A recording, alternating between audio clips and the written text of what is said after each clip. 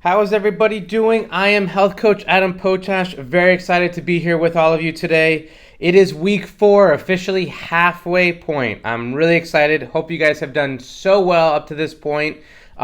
Maybe made some adjustments over the last couple of weeks.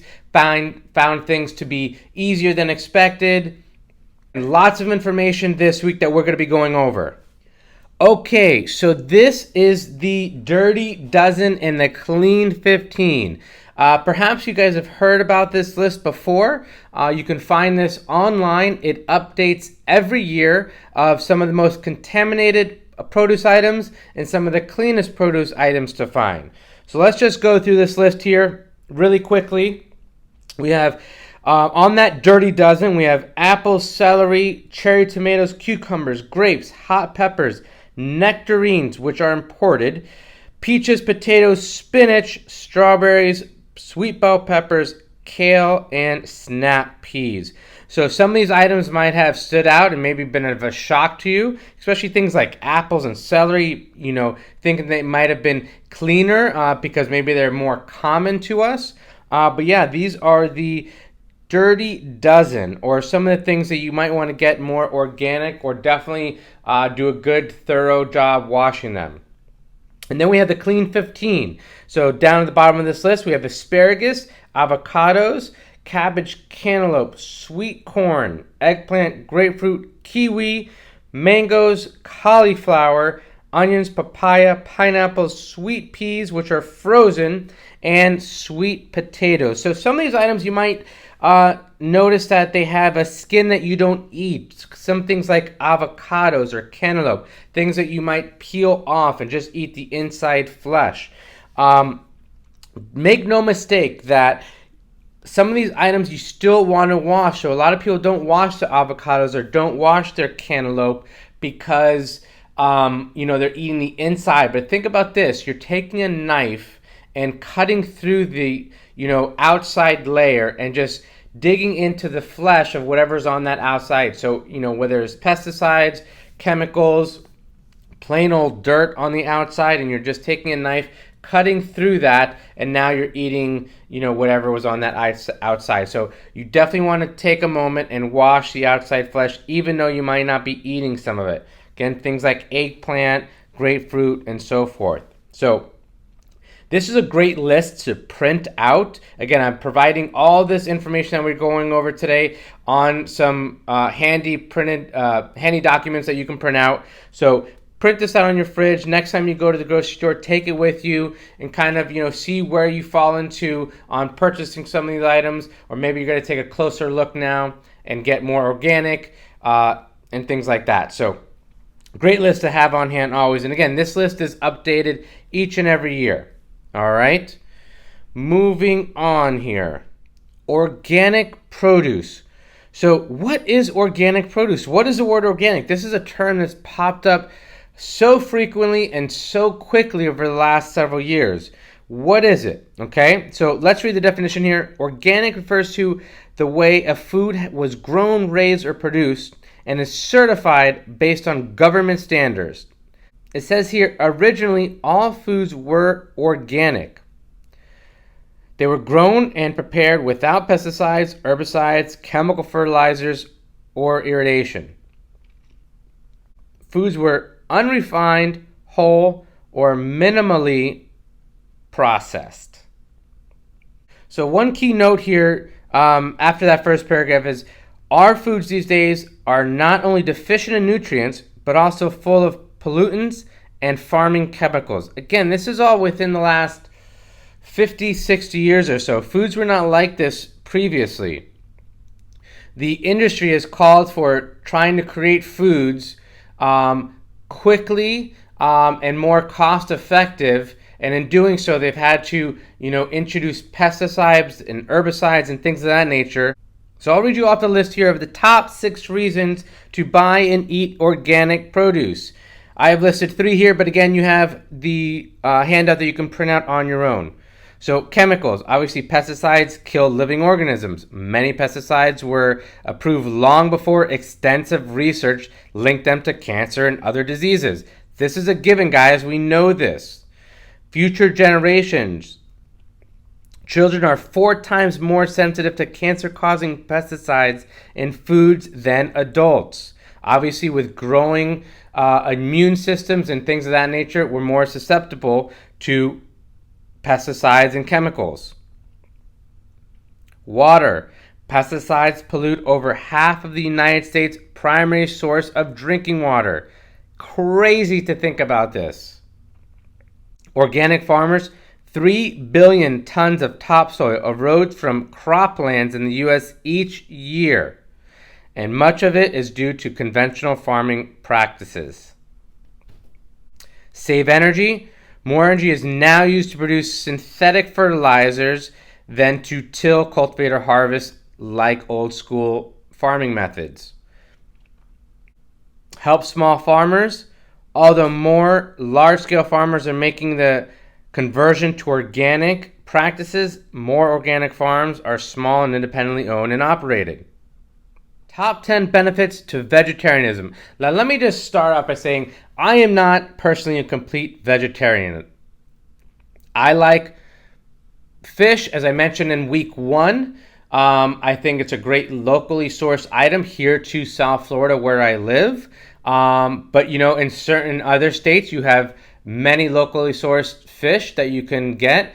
It's just much more difficult to find locally sourced chicken and or meats. And if you can find it, it tends to be a lot more expensive. So keep that in mind. So again, I like locally sourced seafoods as a good source of protein for myself. But I do, tend to go back and forth and do a lot of vegetarian type dishes myself. So here are the top 10 reasons. Better mood, disease fighting, leaner fatigue, less toxicity in our bodies, saving the planet, sight, vegetarians tend to have better vision, money saving, plant foods tend to be less expensive, better athletic performance. There is a new documentary out which I have highly recommended to a lot of my clients called Game Changer. It's a very unique documentary about a UFC fighter who gets injured and now turns to more of a vegetarian or vegan-based diet. And he goes around and interviews a lot of Olympic athletes and how they've made their change. So very interesting documentary. I'll leave a link below so you guys can check that out. I believe it's on Netflix, again called Game Changer. Supporting animal rights, obviously, if that's your thing. And then longevity. It has been found that more vegetarians live a happier, longer life.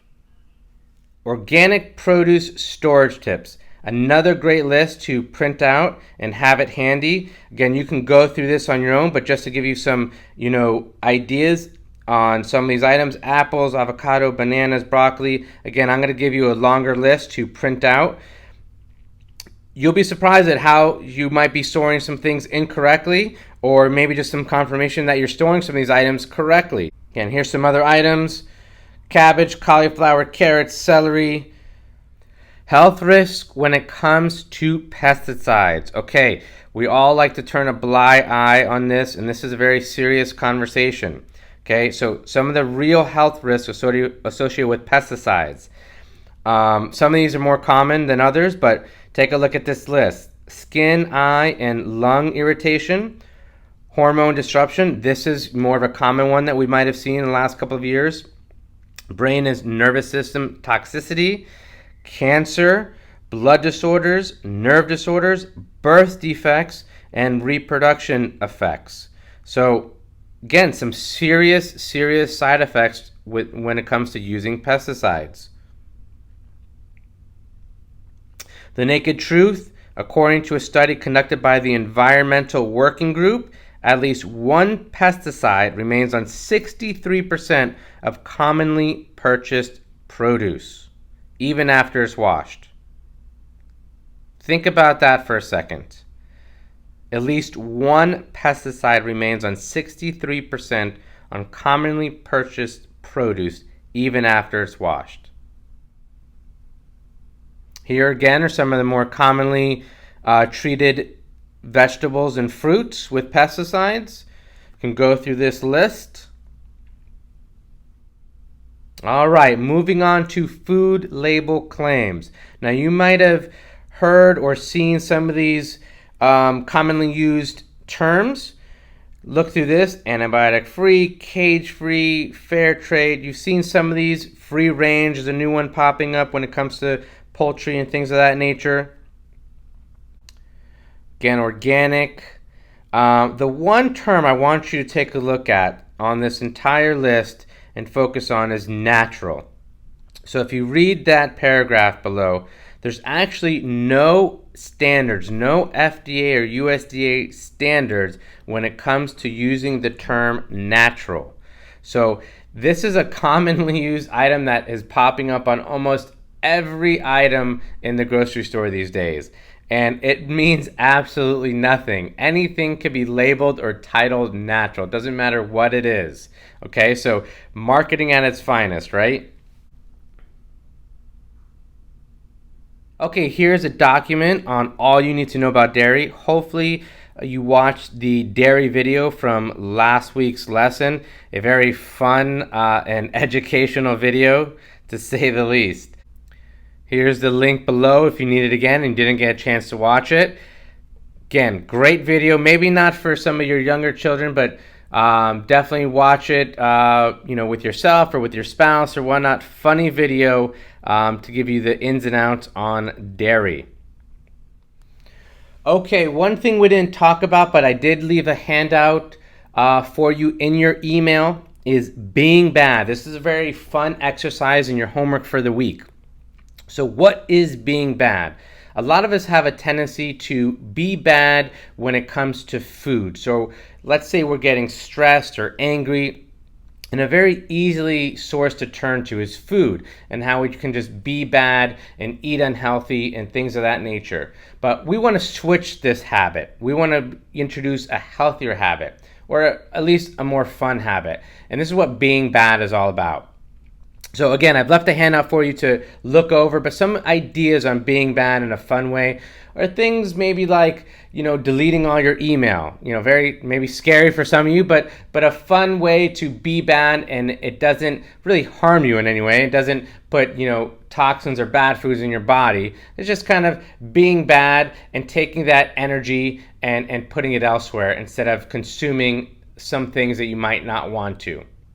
Maybe it's pushing all the buttons in the elevator next time you get in.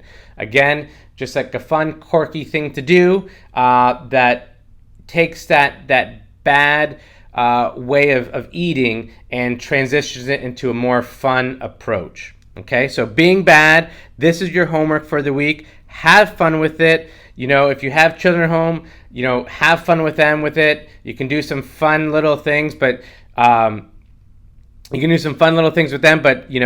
it might come back and bite you.